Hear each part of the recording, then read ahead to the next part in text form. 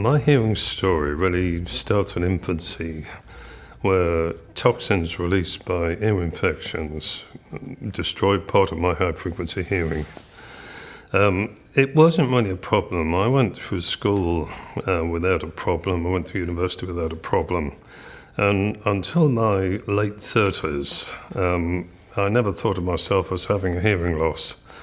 By my late 30s, I found I was having trouble in cocktail parties.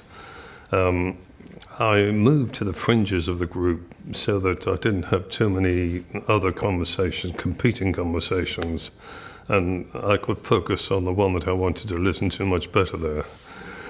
By my early 50s, everything got worse. I had tinnitus.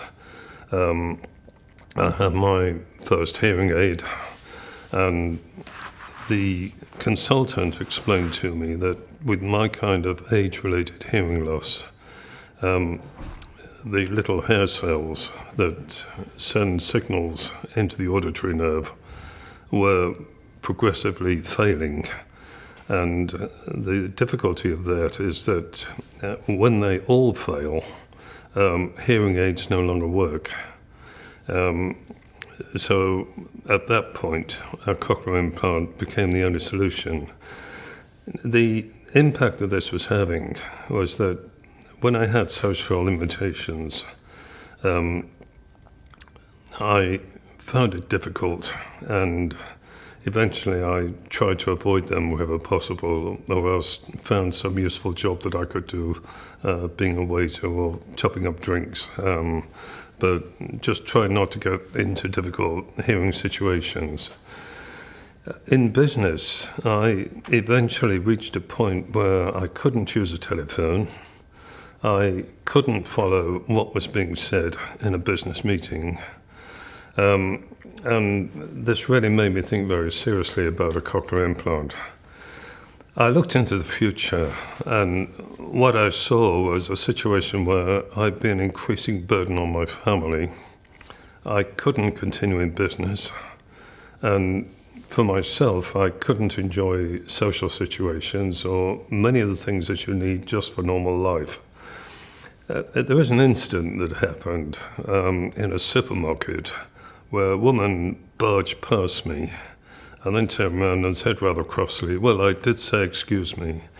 Now, what she didn't appreciate was that at the time, all I had was a single hearing aid, no hearing in this ear, and forward-facing microphone, so I couldn't hear anything behind.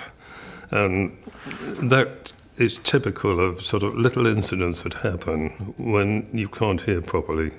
Now, this is interesting, and it may be important for people that are considering having cochlear implants in the future. Because I do a certain amount of business, I had to assess what my income prospects would be if I had an implant compared with my income prospects without an implant. And in my case, I felt that the income prospects alone justified the implant. And the improvement to family life and my own social life, that just came as a bonus. But with hindsight, the improvement has been so great that either one would have justified it in its own right. Having done all that early training, and we moved on, I'm now 7 months post-implant. The BKB test scores haven't particularly improved, but what has improved is my hearing in noise. Things like that incident in the supermarket that I described previously, they no longer happen. I can hear at a distance, which I couldn't do previously, and I can have conversations in a street much more easily than I could before. Well, that's my story.